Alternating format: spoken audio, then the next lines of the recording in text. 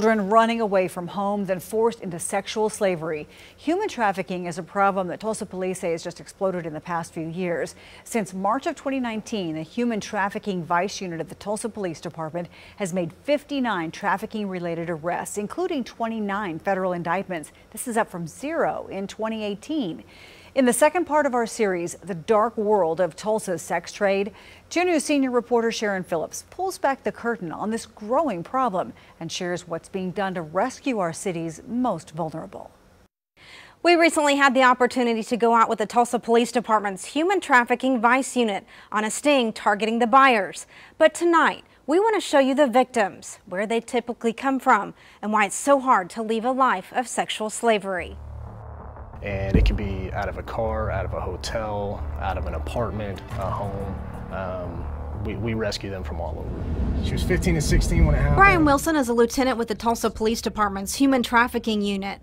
He says now more than ever, they are seeing young runaways being forced to sell their bodies for sex. They get sucked into a life that they never could have imagined. And sometimes these children find there's no way out. One of the ways Wilson says pimps keep them from escaping is by making sure they stay hooked on drugs. And so they're sucked in, they're hooked. Their only place to get those narcotics is from their abuser. There's just no way out. If you are running these women and these victims and you are preying on them and you're forcing them to do sexual acts against their will, your overhead's low. But Wilson says profits for the pimp can be high. She works all day. She's victimized 10 times by 10 different men that day, a minimum of $100 a pop that day. Already you're looking at $1,000 on the cheap end. You work her 7 days a week, that's $7,000 a week, times 4, that's $28,000 a month.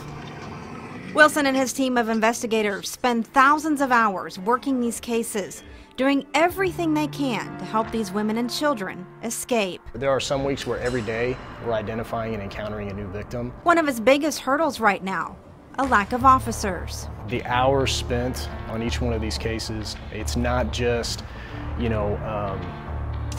identifying our victim, finding our victim and rescuing her, but it's literally almost 1,000 man-hours after the fact of bringing it to a successful prosecution. The Tulsa Police Department is recruiting men and women to regain its authorized force of over 900 officers. And that lack of officers really impacts the Vice Unit. Our authorized strength is for a lieutenant, a sergeant, and 6 investigators. But Wilson and his team say they'll keep fighting for justice, hoping to prevail in the end with a rescued child. I think our youngest victim of case that we worked was 4 years old. And that child's violator behind bars. The strength that it takes for them to testify, it's huge. It's absolutely huge. The amount of trust that they have to have in us, and that's hard to build. Lieutenant Wilson says it's so important to let the people around you know how much you love them, because one of the common things they see in human trafficking victims is runaways who don't have a whole lot of positive male influences in their life. He also says he's grateful for the organizations that work with them to bring healing to the rescued victims, leaning on these service providers to carry on that mission.